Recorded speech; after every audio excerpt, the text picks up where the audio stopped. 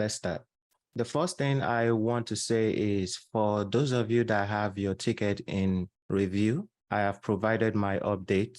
So feel free to look at it. And once you are familiar with, since we are doing the reference architecture, you can either take a mental note or use the sample reference architecture I've provided to update your reference architecture.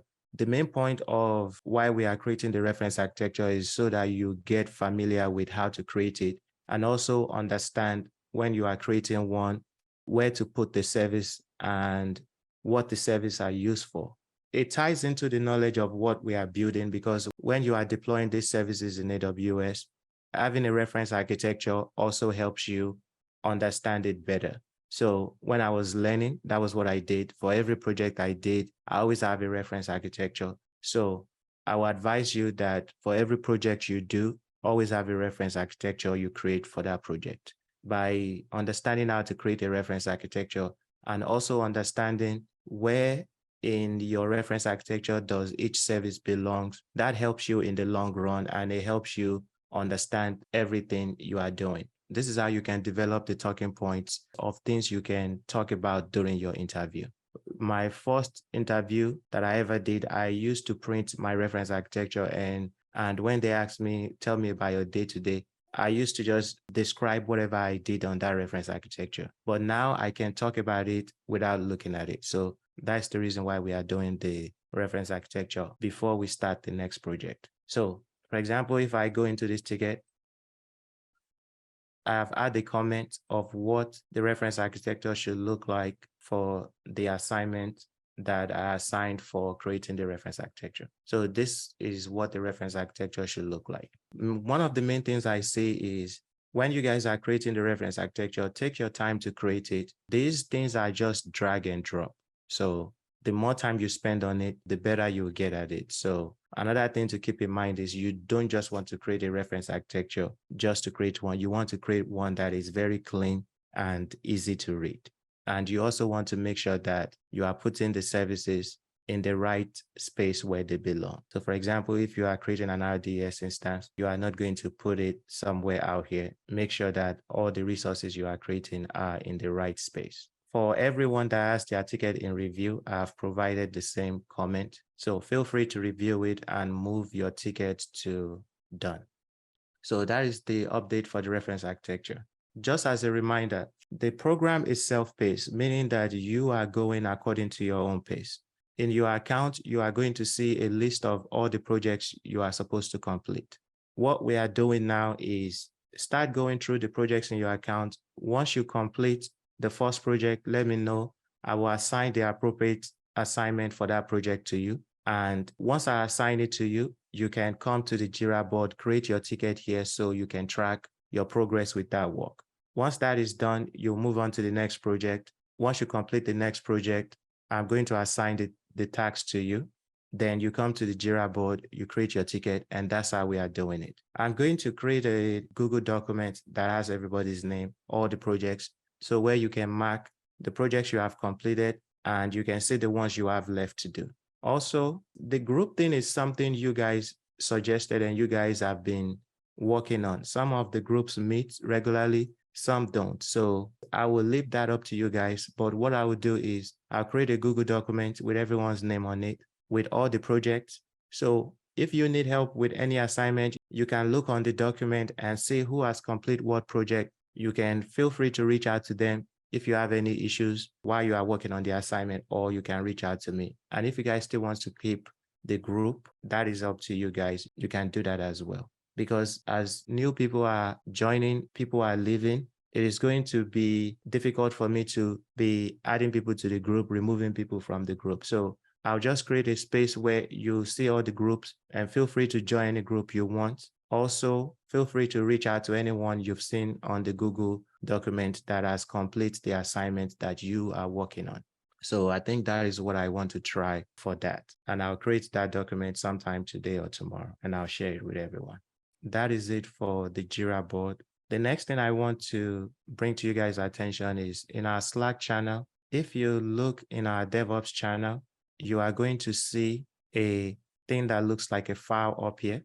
Let me close this just to show you. So when you come to the DevOps channel, you'll see this thing that looks like a file here. Click it. Here, you will see important links for different things we've been doing. For example, our Zoom link for our meeting. You'll see what we discussed last week, like the process to deploy any application in the cloud. Here, this is the access to the Jira board and so on. So if there's any information you are looking for, I would be including those information in this space so that way you guys can access it instead of scrolling up here to look for everything. So there's still more links I'm going to add here. And if there's any link you want that you are looking for that I haven't added here, let me know. I will make sure I add all the important links here. So that is it for this. And the next thing I want to discuss is the next assignment. For those that have completed their reference architecture, this is the next application you will be working on. So this is the next application you'll be working on. As you can see, I've already worked on it. I've deployed it. You see, this is my domain name. It is encrypted and everything is working properly. So we are going to assume we are working for a company that owns a grocery store and we are deploying their website for them. So this is what their website looks like. As a cloud engineer, it will be your job to deploy this application on AWS using the reference architecture we created. This is what the application will look like when you fully deploy it. All right. One thing I want to mention is also the details for the application. So I'm going to, all right, this is the detail for the application, for the assignment you guys will be completing, right? So here you have the reference architecture. The assets that I'm providing to you guys is the application code. So if you click on this link, it will take you to the Slack channel where I have the application code. You can download it from there. For the application, you will also be migrating the data for the application into your RDS database. Here's the link to download the SQL script that you will migrate into your RDS. The requirements, this goes with what we discussed last week about to deploy an application in the cloud. These are the simple steps you can follow. And for this requirement, I have uploaded that video to YouTube. I would also include the link so you have it as reference so you just understand what's going on. So as we discussed last week, the framework for the application is a LAMP stack. The hardware for this next assignment you will be completing is going to be EC2 instance. Once you finish this one, the next one is going to be Docker, but the first one we'll work on is the EC2 instance. The hardware is going to be EC2 instance, and I want you to use the Amazon Linux 2023 AMI. Then software installation and server requirements. Once you launch your EC2 instance, these are the softwares you must install on your EC2 instance. First, you must install Apache, PHP version 8, PHP extensions, and these are all the extensions your server must have. You must install MySQL version 8. You must enable mode rewrite on your server, and you must also increase the PHP memory to these numbers and enable mode rewrite. So here you will enable the PHP core module enable. Then here you will set the settings for memory limit and max execution time for your PHP to these numbers, and you will enable mode rewrite on your EC2 instance. So these are your server requirements. Once you launch your server, you want to make sure you have every one of these things on your server. And remember, we said how to find it is you will have to launch a server probably in the public subnet. Do a research, for example, on how to install Apache on an Amazon Linux 2023 AMI. Once you find the command, test it on the EC2 instance you launched in the public subnet. If that command works, add it to your note, then move on to the next one. How do I install PHP? Do a research on it, whatever command you find, test it on an EC2 instance you launched in the public subnet. If it works, write it down, and that is how you keep going down. The next one is, how do I install these PHP extensions? Do a research, find the command, test it. If it works, add it to your notes. That is how you will come up with all the commands to do all these things.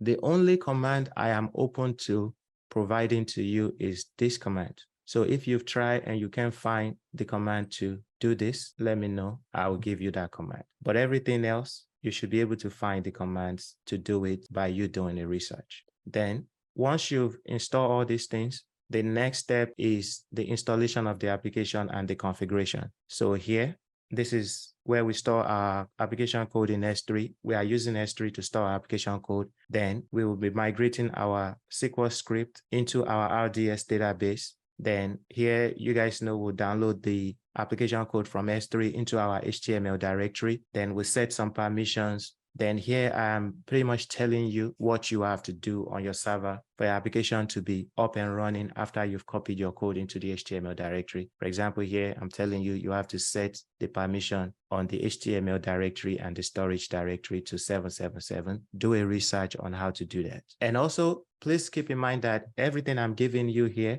it is the example for this assignment is in your account in the LampStack project. So if you watch that project, you've completed and you say you are ready to take on the assignment, there are pretty much 95% of the things in those projects are applicable to your assignment. So you should be able to pick things out of that project to answer most of these questions. Then here you need to open your .env file and update these credentials so that your database can connect to your application. And here we are going to modify our app service provider.php file. And I'm pretty much telling you where to get the code here and where to add the code once you open that file on your server. So these are the things you will be doing to complete this application and to fully deploy it on AWS. So the last thing is the acceptance criteria. So once you are done, I want to see the URL of the site fully encrypted, just like I showed you guys here. Paste the URL in the Slack channel and on your Jira ticket. If I get to it on time, fine, I will let you know. But if I don't get to it on time, you can delete your resources, but make sure you provide a screenshot of your application deploy with your site URL showing that it is fully encrypted. Another thing I'm asking for from the acceptance criteria is the screenshot, which I mentioned here, and also a screenshot of your auto-scaling group. The final server that will be deployed should be in an auto-scaling group. So your auto-scaling group should be deploying your servers. Again, the example of this is in the LampStack project. If you need an example of it, make sure you complete that project to understand what you are doing here. And as you guys see, when we did the first assignment, HTML, now we are doing this application. There is no difference in what we are doing. The only thing we have added here is the RDS database. Everything else is the same. So you should be able to take the knowledge from completing the LampStack project and also from completing the previous assignment you did into this project. It might take you some time to come up with your list of commands. You have to do some testing to make sure you have the commands and that your command works. When I was deploying this application for the first time, it took me some time to come up with all the commands because I had to test it. Sometimes it worked, sometimes it didn't work. I just kept testing different results I was getting to find a list of the commands that work. So that you will be doing. I don't want you to deploy it the first time and when your first command don't work and you give up. No, you have to sit there and do a research and keep trying until you figure it out. But if there's something absolutely that is hindering you from being able to complete it, let me know. I'll be able to point you in the right direction. But the project are meant to mimic what your day-to-day would be like as a cloud engineer, meaning that when something is assigned to you, you are 100% responsible for completing it. And your coworker will be there for you to rely on, but it is your responsibility to complete that project. So that is why the assignment, I've made them that way. And I've also made them very similar to the projects you are completing right now in your account. Does anyone have any questions on the assignment before I move on to the demo? Yes. Hello. You said it's similar to one of the projects we have in our account. Is it the dynamic deployment or what? Yes, for this one, yes. Okay, for this one, okay. Yeah. So every assignment I've been giving you guys is an assignment that is relating to a project in your account. So once you finish the dynamic project, this would be the assignment for that project. A lot of the things we did in that project, 90 to 90% is transferable to this project. The only thing we are doing different is we are using an Amazon Linux 2023 AMI, and the commands you have to run on that Amazon Linux 2023, for example, the repository that the Amazon Linux 2023 downloads packages from is different from the Amazon Linux 2. So that is why some of the command may be slightly different. but the process we used in that project is the same. Is it with Ubuntu? No, it's not Ubuntu. I think that Amazon Linux 2023 is, you're still using Yum, is not Ubuntu. I think it's based on like Fedora, if I'm correct. Linux 2, it should be CentOS. Yeah. The commands, when I was testing it out and I was doing a research to find the command, we are still using Yum here, but the repositories where the package you may want to download is being downloaded from on Amazon Linux 2023 may be different. So which is why I said, test your command. You cannot, for some of the commands we use in the project in your account on the Linux 2, it may work or it may not work on the 2023. You would have to test it out to make sure that the command works. This I have, my question is on the chat. Okay. If we consider that this project is a real-world situation and the interviewer asks us questions like how many, what was the composition of your team to deploy this application and the delay that you people to implement it, what can I say? Because among other people, we would not be the same, the only person to deploy it, and each person will have a role. How can we situate ourselves among other people in this project? Okay. Yeah. So if you get asked a questions like this, if you get asked a question about what is your team composition for an assignment like this, a task like this, there are two ways you can answer it. If they're at work, you will not be the only one doing all these things, which is why we are using the Jira board, because you guys will be using an agile methodology where for every sprint, something in the application will be assigned to you. Maybe this sprint, we want to complete the building of the VPC. They may assign it to you that your task for this sprint is to build the VPC. They may assign other things as part of the application tasks to other engineers. And once the sprint is over, in the next sprint, whatever assignment is left to complete the project, they will keep assigning it until everything is completed. So that is one of the ways you can answer it, that to deploy an application like this is how it is at work. When you work on a team, an application like this would not just be assigned to just you, even though just you can complete it, but it will be handled in sprints, which is similar to the Jira board we are creating. Just imagine that in this sprint at work, you are creating the VPC. So on your Jira board, your ticket for create the VPC will be there, and you will give your updates. Once you complete it, the sprint ends. In the next sprint, it will move on to the next task. But since you are working on this project, if you want to present this project as something you've completed, it is always good when they ask me questions like that. I will always tell them that, yes, I can deploy this application, everything on this application end to end, like create the VPC, all the resources in it, and deploy the application end to end. So if you are being asked a question during your interview, lean more towards letting them understand that you can deploy this application end to end by yourself. Let's say as this, referring to the same question, let's say we have a team composed of project manager, solution architect, web developer, database administrator, DevOps engineer, and maybe security specialist or quality assurance.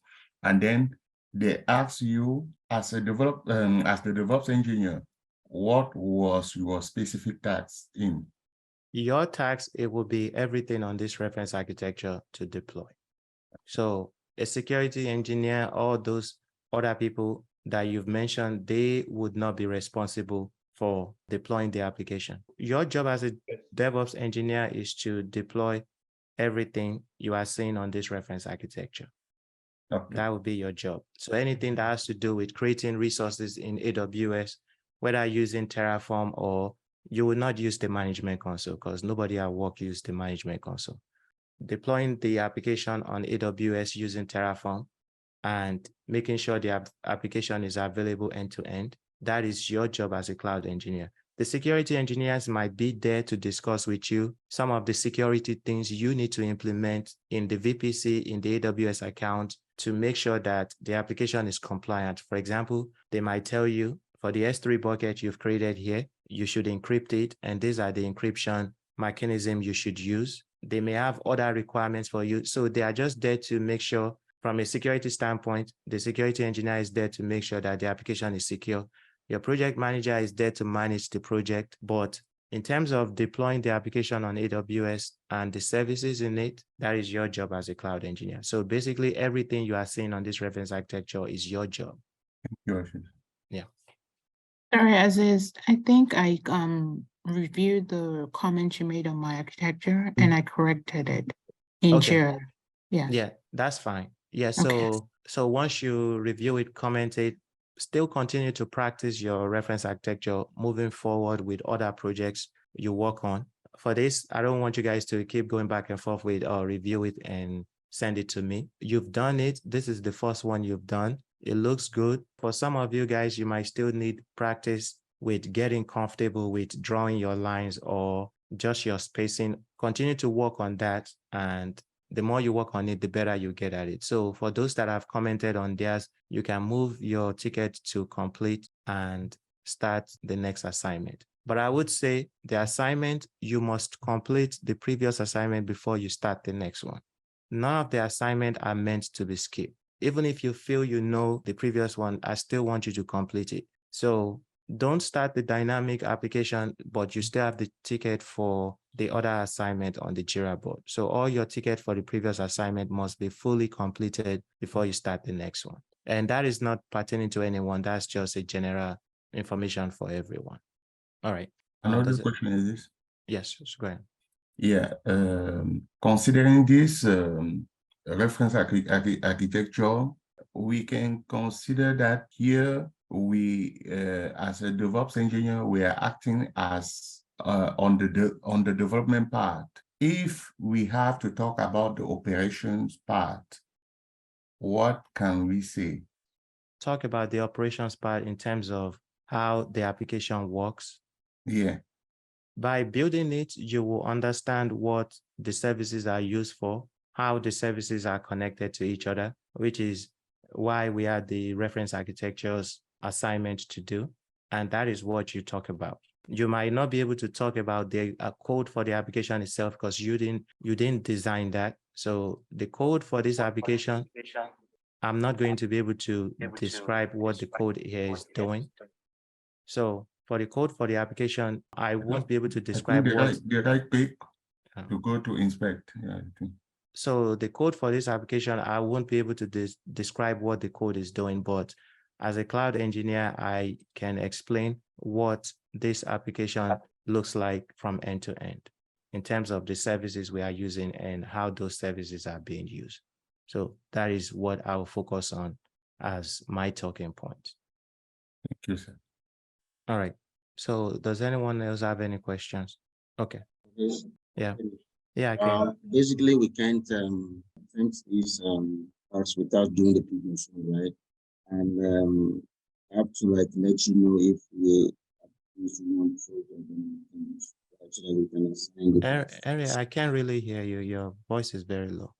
Sometimes when you are speaking to your computer mic, it's probably not picking it up very well, but your voice is very low. Yeah. So can you hear me now? Yes, I can. Yeah. So some of the projects I completed, right? Because I've been missing a lot of meetings.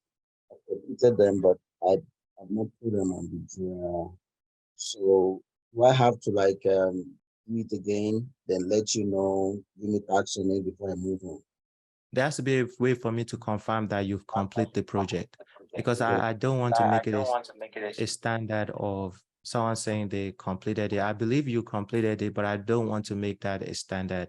Okay. So if there's any project you are working on, any task you are working on, it is preferably to create your ticket on the Jira board so we can track it there. So if I choose a project right now, so I have to like put it on Jira board.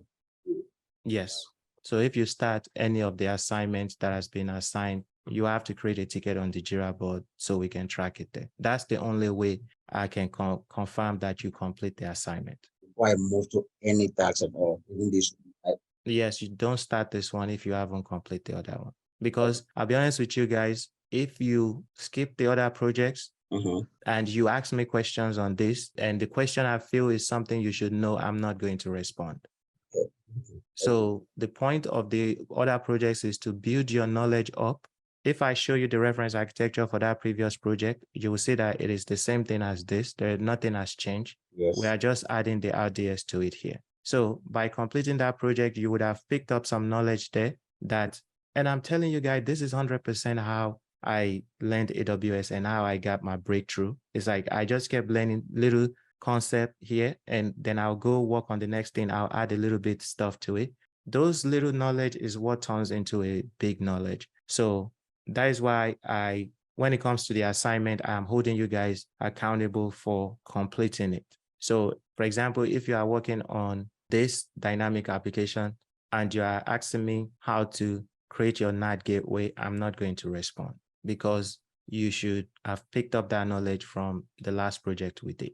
In terms of creating this reference architecture for this project, you shouldn't be asking me any question about a VPC because that we should have addressed in the first project. If you feel you don't understand how to create your VPC, then I would say revisit the first project, do the first project very well, and try to understand everything in it, because you only have to understand it once. You guys know that majority of this project, it seems like it's repetitive because things you've done before, you're doing it again. So I just want you guys to take your time. I'm not saying I'm not going to 100% not respond to you, but I also want to hold you guys accountable for not just completing the project, but picking up the knowledge you are supposed to pick up by completing that project. I don't just want us to follow along and complete the project, and at the end, you still feel like you don't know anything. So this is where you would have to struggle, do all the research you can do what you can do to make sure you understand. But I'm certainly here to assist you, but I would be minimizing the type of assist I gave you.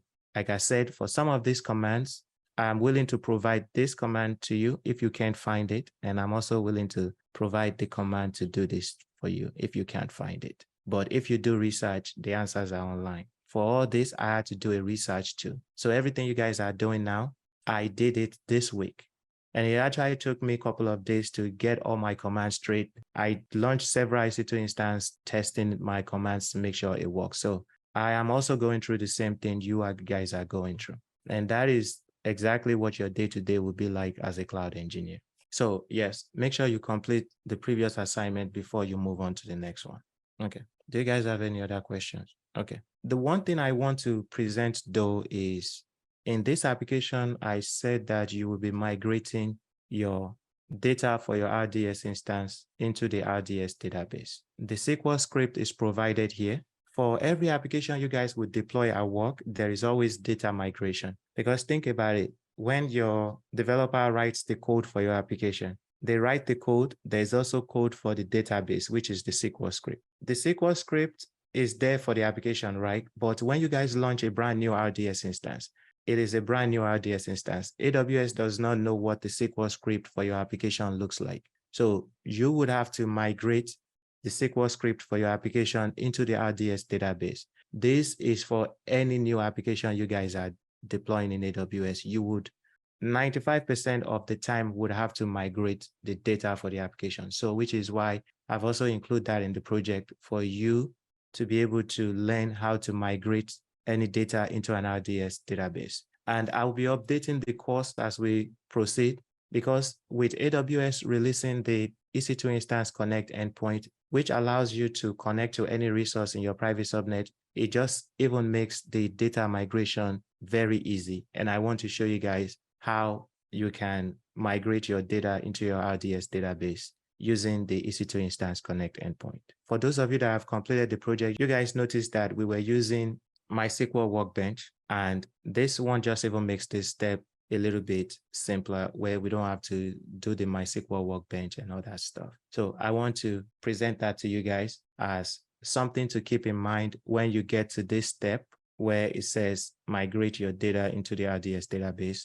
You can go back to reference this demo and use it to migrate your data into your RDS database. And even for the Terraform project, when we start the Terraform project, you guys will create all your resources, and at the end, you will still have to migrate your data. You can use the same process to migrate your data. Okay, so To migrate your SQL script into the RDS instance in the private subnet using the EC2 Instance Connect endpoint. First, you have to create your VPC. So here we have a VPC with public and private subnet. Another thing we have done is we have created the NAT gateways in the VPC because the resources in the private subnet, we want them to have access to the internet. And the way the resources in the private subnet are able to have access to the internet is by using the NAT gateway. So as a prerequisite, before you start, make sure you have a VPC with public and private subnets. You've set up the routing tables for your VPC, and you also have NAT gateways in your VPC. So how we are going to migrate the data into our RDS instance is we will launch an EC2 instance in our private subnet. This is just any EC2 instance. Once we launch the EC2 instance in the private subnet, we will use the EC2 Instance Connect endpoint to SSH into that EC2 instance. And once we have SSH into that EC2 instance, we can now run the migration from this EC2 instance to the RDS. This is the solution I came up with. There might be a better one, but for now, this is the solution I came up with. Once you've set everything up, it is very easy to migrate your data into the RDS database. Another thing we're also using here is we have to make sure we set our security group correctly between the EC2 Instance Connect endpoint, the EC2 instance, and the RDS. We would also upload our SQL script into the S3 bucket so that our EC2 instance can download it.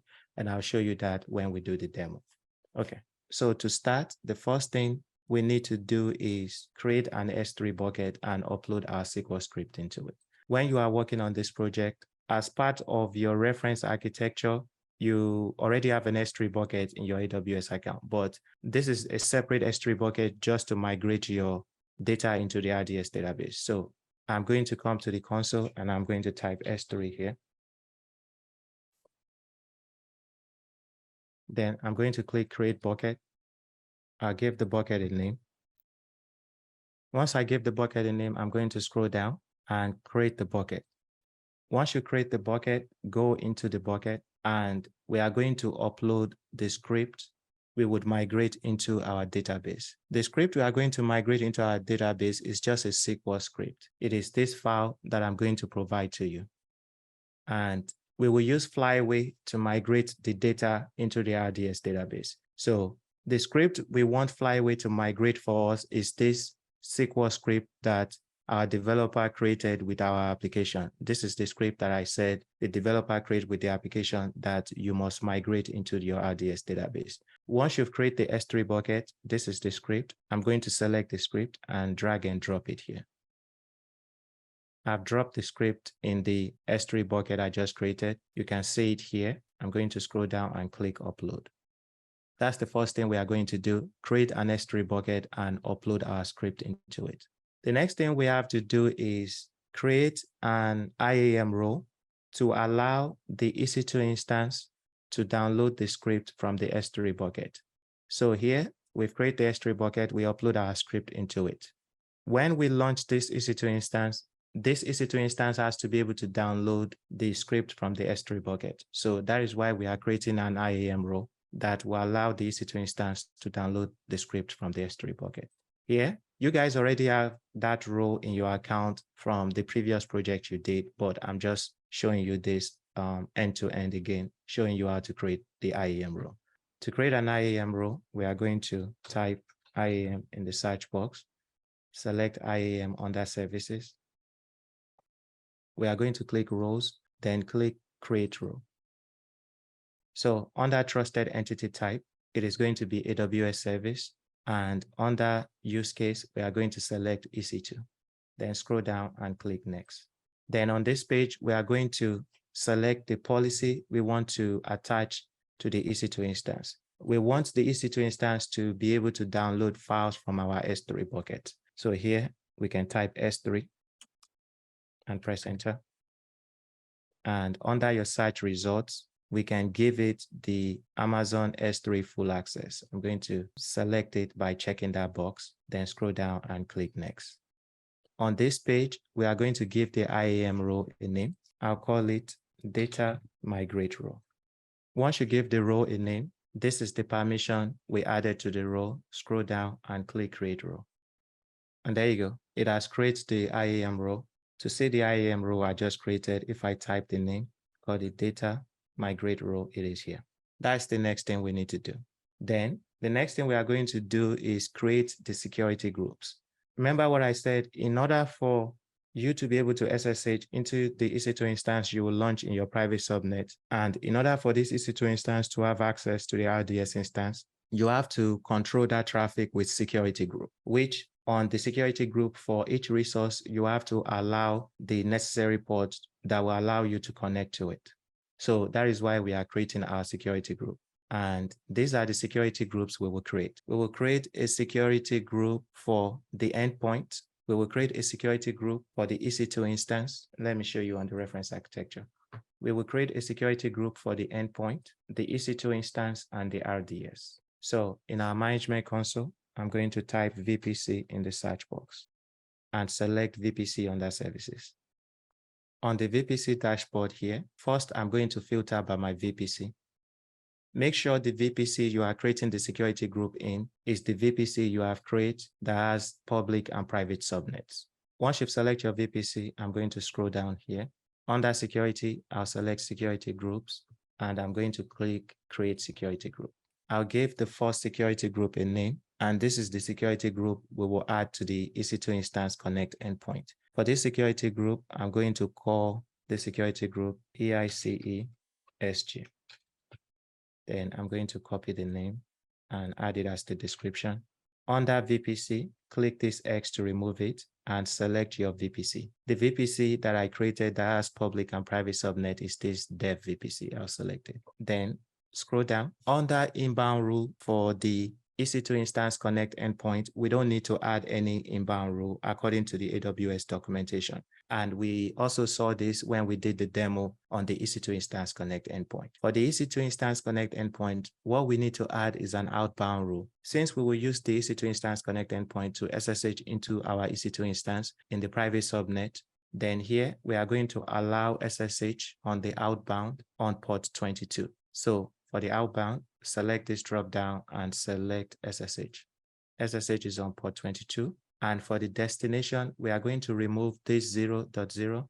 This means anyway, we are going to remove this. And we are going to limit the destination to our VPC CIDR block.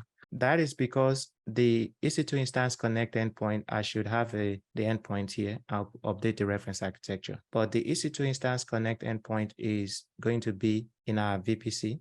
And when we use it, it is going to be initiating the traffic from within our VPC. That is why we have just the outbound rule. And we want to limit the destination to our VPC CIDR. So I'm going to open a new console here and copy my VPC CIDR. This is the VPC I'm using. The CIDR block is 10.0.0.0/16. I'm going to select it, copy it, and go back here. And for the destination, I'm going to paste it there. This is exactly what you guys would do when you get to that step of migrating your data into the RDS database. This is one option you can use. If you like MySQL Workbench, you can use MySQL Workbench too. But just understand that with that, you have to use SSH keys and all that stuff.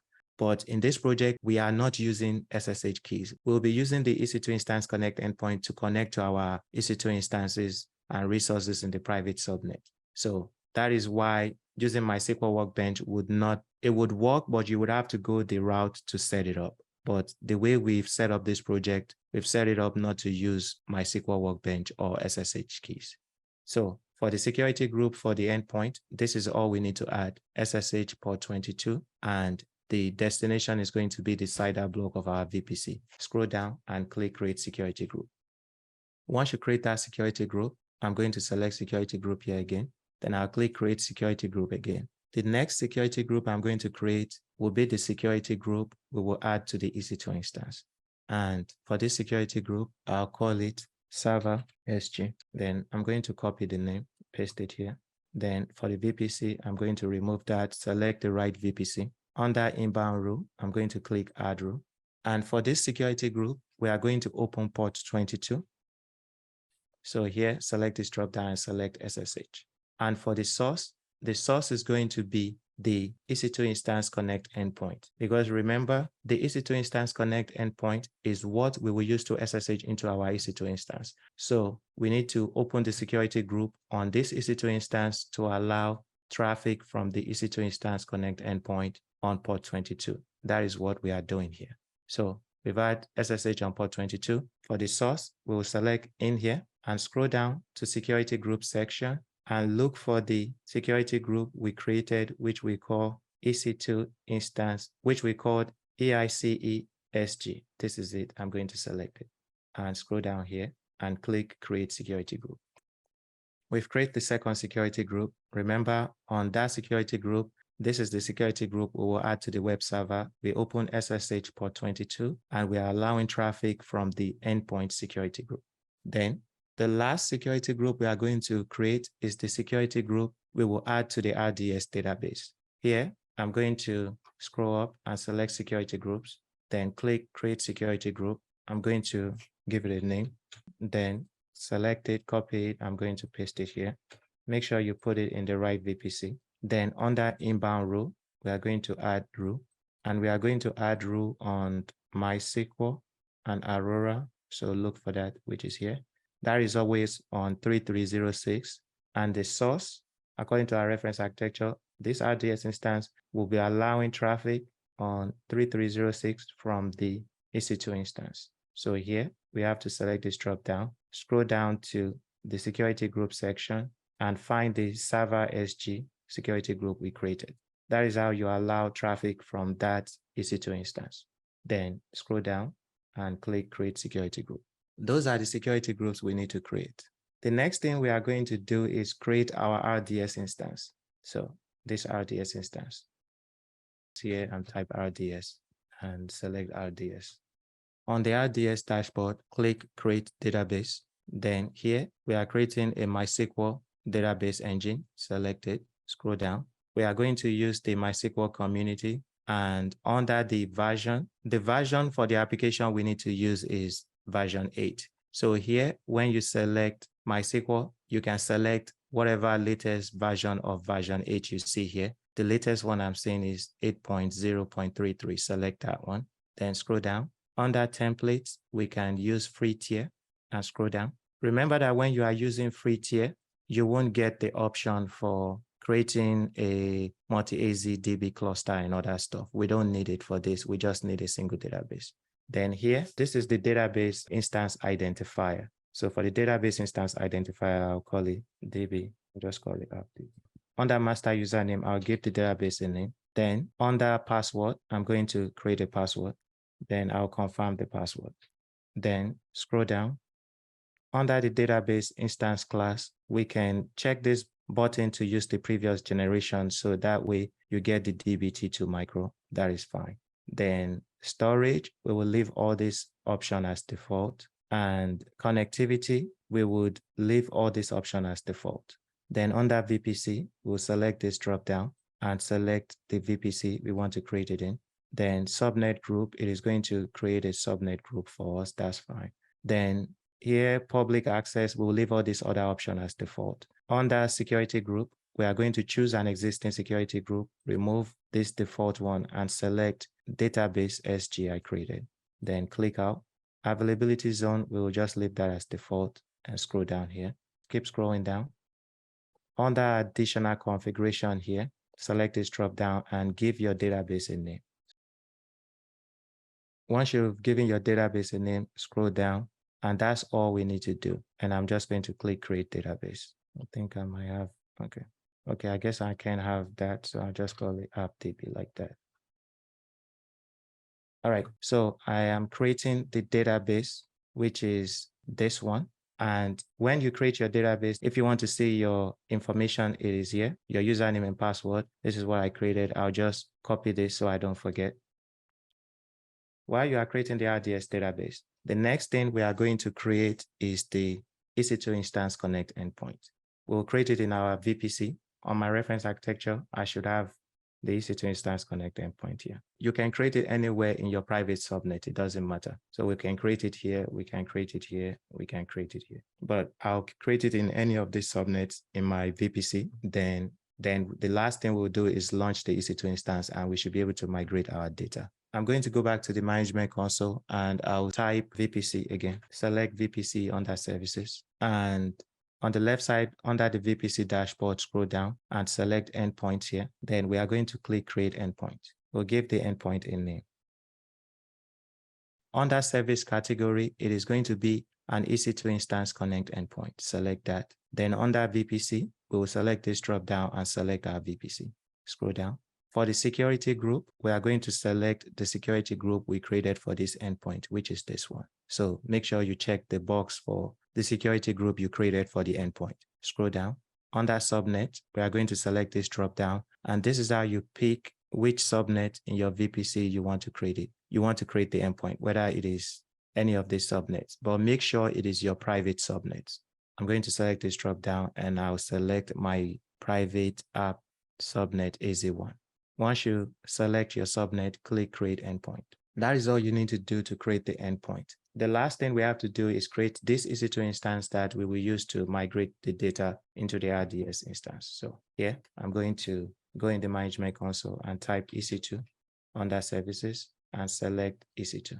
Then I'm going to click launch instance and launch instance again. I'm going to give the instance a name. I'll call it data migrate instance. Once you give the EC2 instance a name, scroll down. Under AMI, we are going to use Amazon Linux, and to migrate our data, make sure you use the Amazon Linux 2023 AMI. Then here, under instance type, it is going to be T2 micro. Since we are using the endpoint to connect to our EC2 instance, we don't need a key pair. So here, I'm going to click proceed without a key pair. Then scroll down here. Under network settings, I'm going to click edit, select my VPC, then select the subnet I want to launch the EC2 instance in. It doesn't matter which subnet in your private subnet you launch the EC2 instance. So I'm going to pick the private app subnet AZ1. Then under firewall security group, we will choose an existing security group. Scroll down and look for the security group you created for the EC2 instance. I called it server SG. I'm going to select it. Then scroll down here. Under advanced details, we are going to select this drop down. And remember, we need to add the IAM role that will allow the EC2 instance to download the script from the S3 bucket. So under instance profile here, select this drop down, and you can see the DB migrate role I created. I'm going to select it, and that is all I need to do here. And I'm going to click launch instance. I've launched the EC2 instance. I'll click here to go into the EC2 instance. That is all we need to do in terms of setup. So I'm going to wait for the EC2 instance to run, and also I will verify that my RDS instance is running.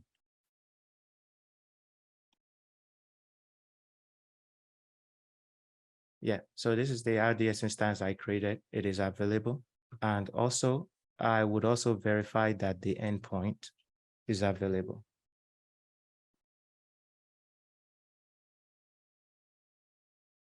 So the endpoint is still pending. I'll wait for the endpoint to be created. Once the status of the endpoint is available, then we can use it to SSH into our EC2 instance. Does anyone have any questions while we are waiting for the endpoint to be available? So I have a quick, okay, sorry. No, go ahead, go ahead.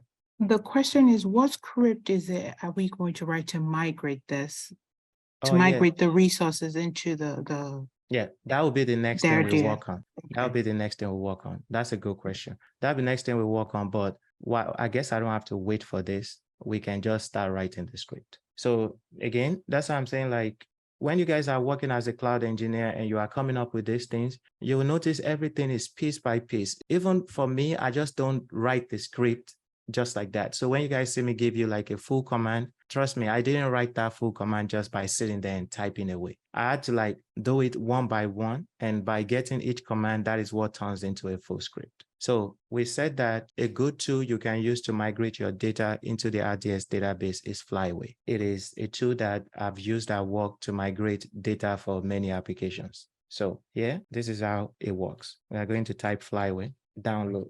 When I type Flyway download, you can see download Flyway here. I'll select it, and that will bring me to the documentation. To download Flyway, in their previous documentation, this is the command they gave you.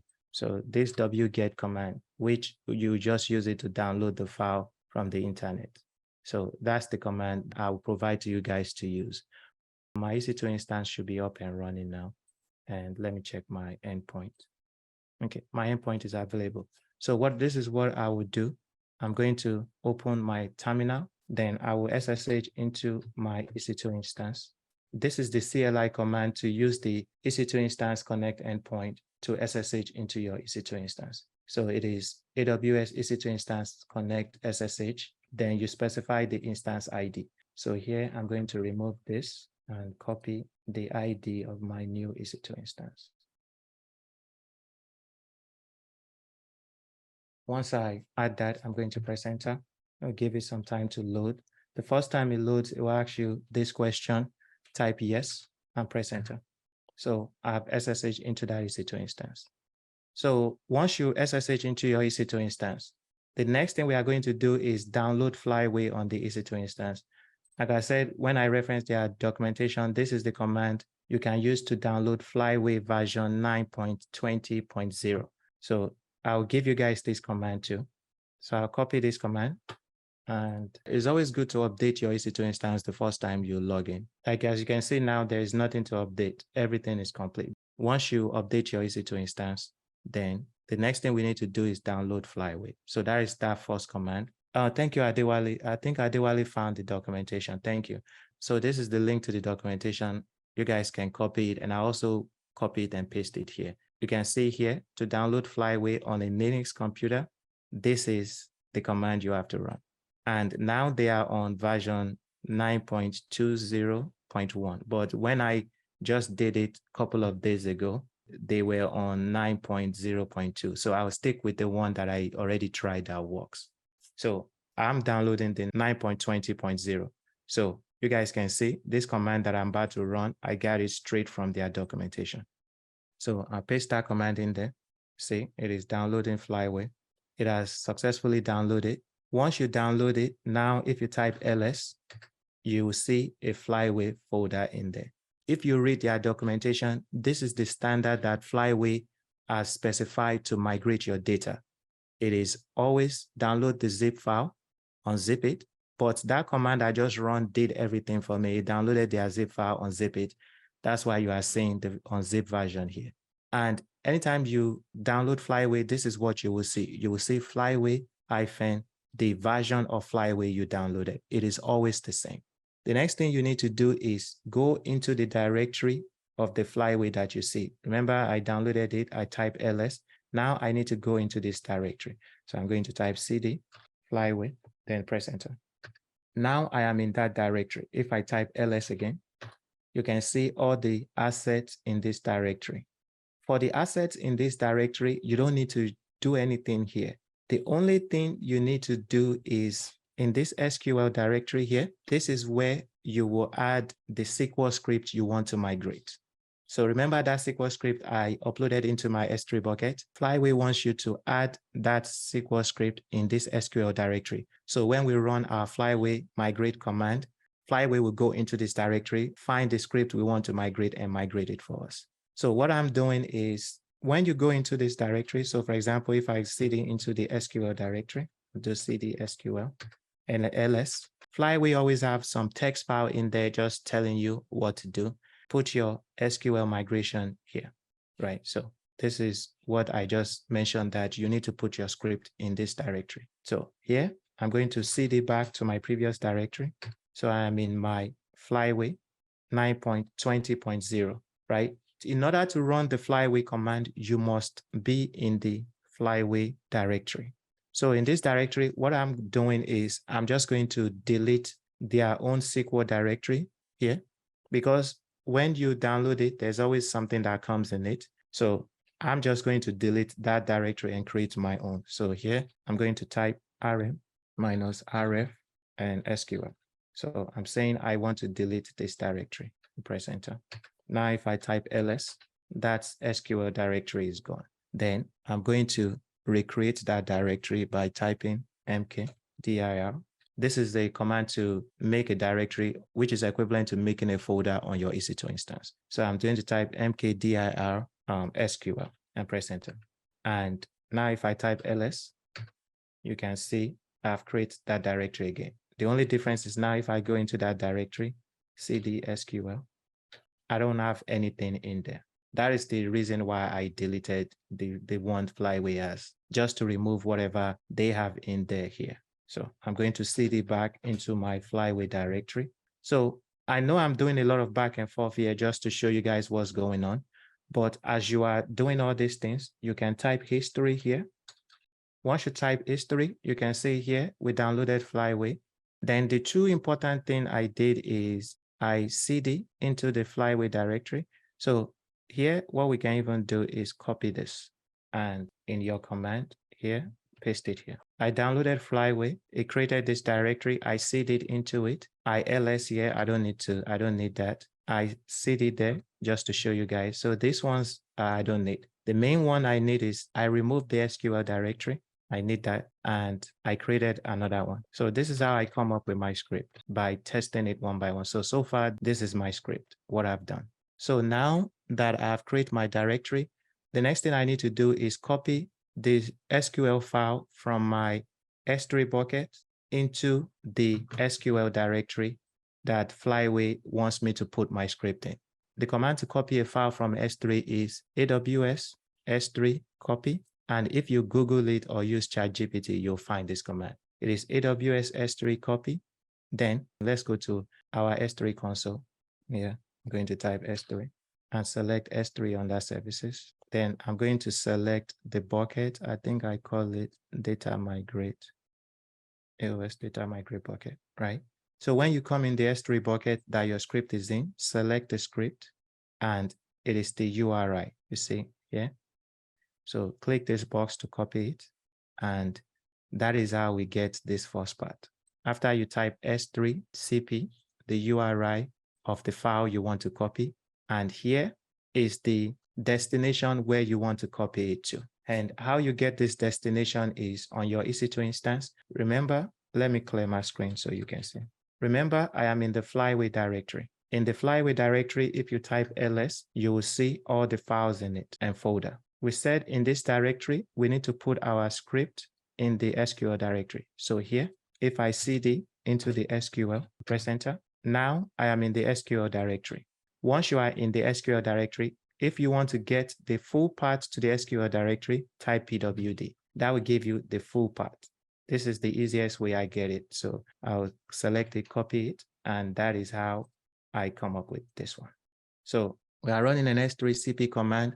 It would copy the file from the S3 bucket, and it would put it in this directory on the EC2 instance. So I'm going to copy this, and it doesn't matter what directory you run it from, that command, but remember, when we run our Flyway migrate, we need to be in the Flyway directory, not the SQL directory. So here, I'm just going to cd back into my Flyway directory. If you type cd ... it will bring you back to the previous directory you were in. Now you can see I'm in my Flyway directory. So I'll run that command from there. Then once you paste your command, press enter. Now it has downloaded the SQL script from my S3 bucket into this directory, because that is what we specified in our command.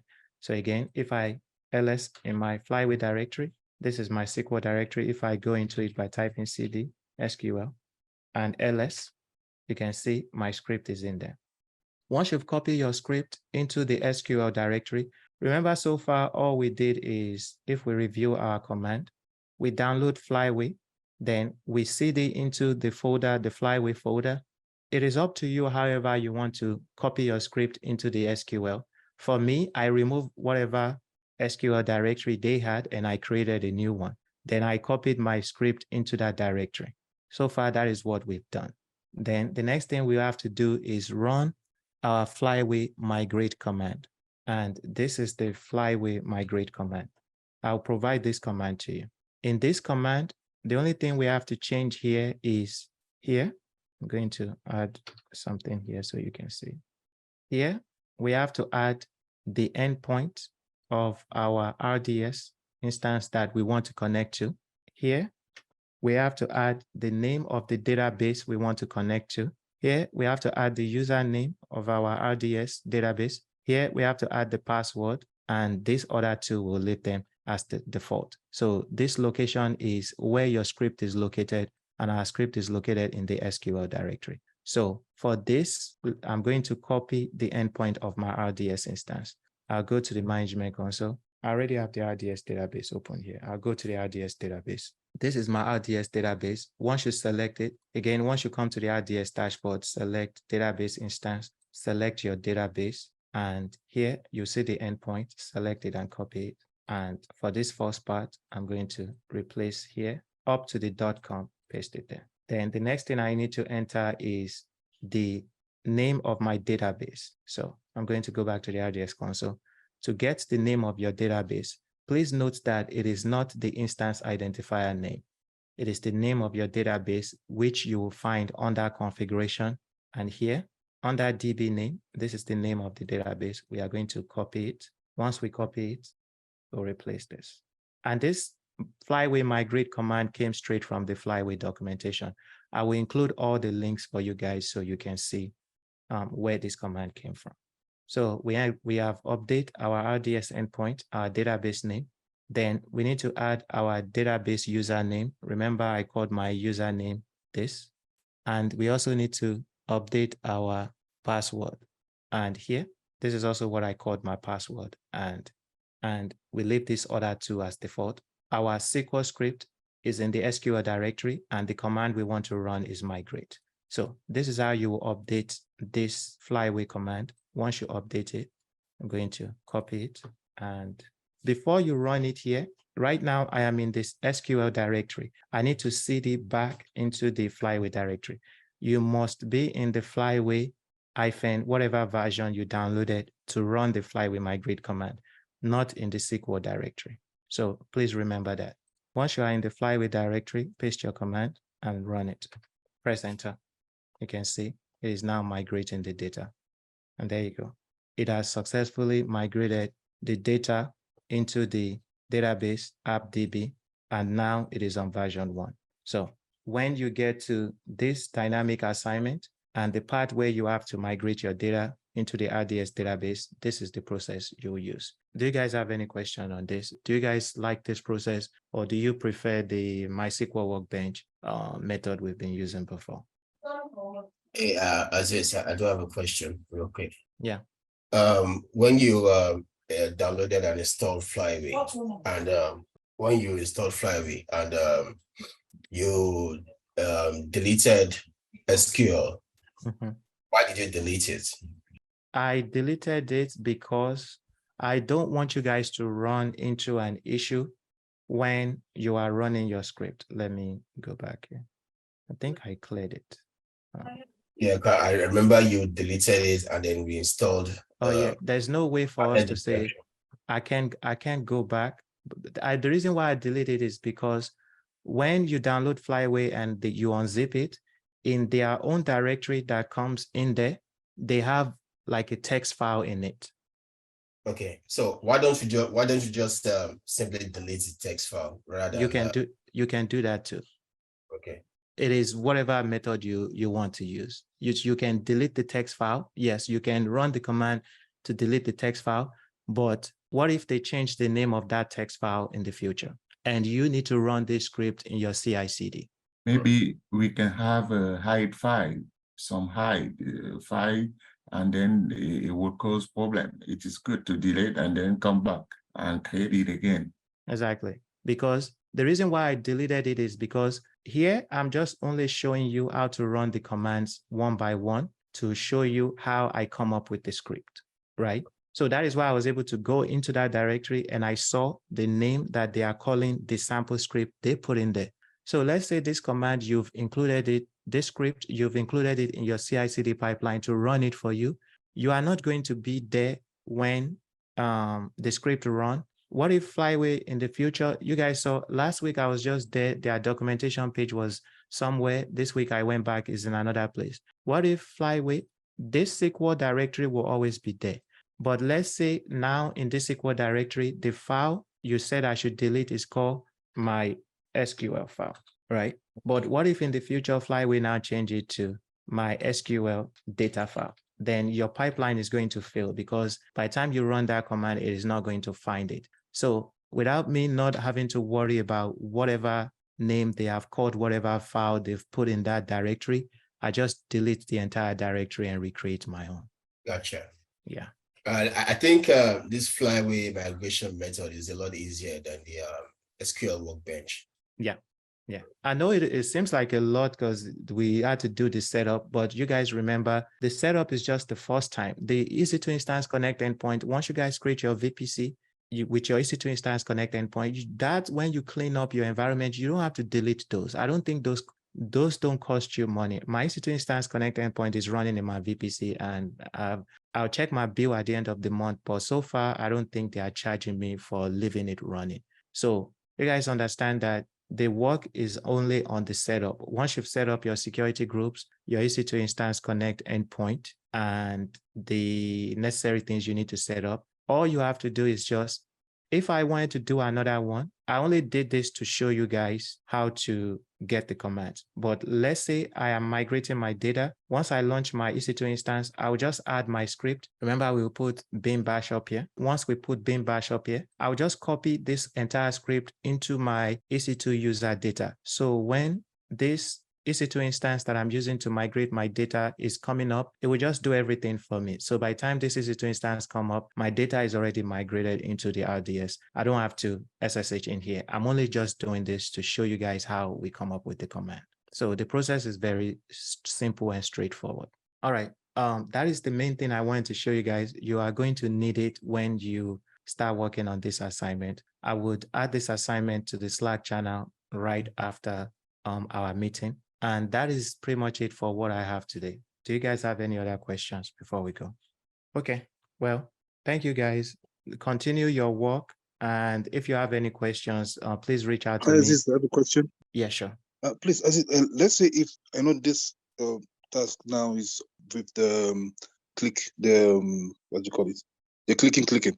So if let's say someone is done with it, if he wants to do it with the Terraform and all that, how, let's say on the side, not as an assignment, since how can we do that?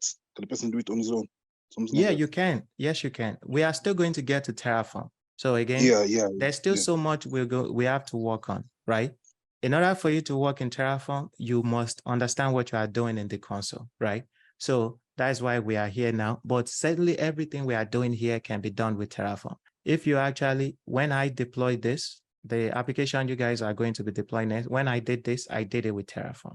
I did it manually just to know that it works. So if I'm asking you guys to do it, I know it works because I've deployed it by clicking, but I've also deployed it using Terraform 100%. So I don't want to start you guys on Terraform without you doing it manually first and understanding every process of how to deploy this application, because once you understand that, it will make you deploying it in Terraform much easier. But certainly, once we do this on the EC2, we will do it on Docker. Then the next one is Terraform.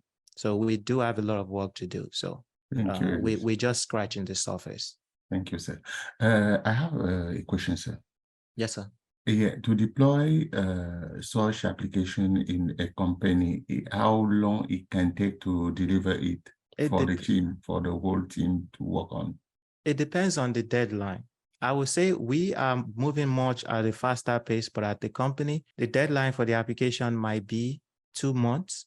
It might be 3 months. It might be a month. But also at the company, there's also always moving pieces, because you would have to reach out to other people for certain things that you need. For example, you would have to wait for the developers to provide the updated version of the code that is functioning properly for you to test. You would have to first test everything in a dev environment to make sure everything is working before you create it in prod. So there's so much moving pieces going on. But I'll say for an application, it depends on any company, and it also depends on how complex the application is. But from what I've seen, I can say anywhere from 2 months to 4 months. It just depends.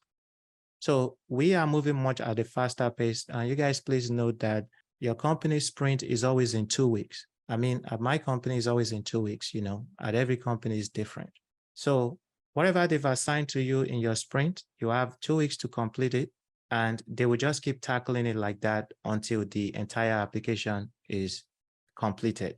And they've also factored those times, 2 weeks sprint, into the deadline for the application when they're supposed to deliver the application. So they're not going to start an application today and tell you by the end of the week it should be done. It usually takes longer time than that. And it's always a continuous process because there's always things they are updating in it. So it's always an ongoing process. But from what I've seen, it's like, I'll say 2 months to 4 months. It just depends. Please, I would like your help just after this course. Okay. For a situation. Okay. Okay.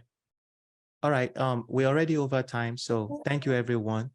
If you Aziz, can I hang on for 5 minutes as well?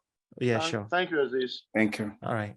Thank you, guys. Have a good weekend. Thank you, Aziz. Thank you. No problem. Bye. Thank you, Aziz. Hello, Aziz. Yeah, I'm still here, but I'm just waiting for everyone to end. If anyone has any question, you guys can wait after. Oh, okay.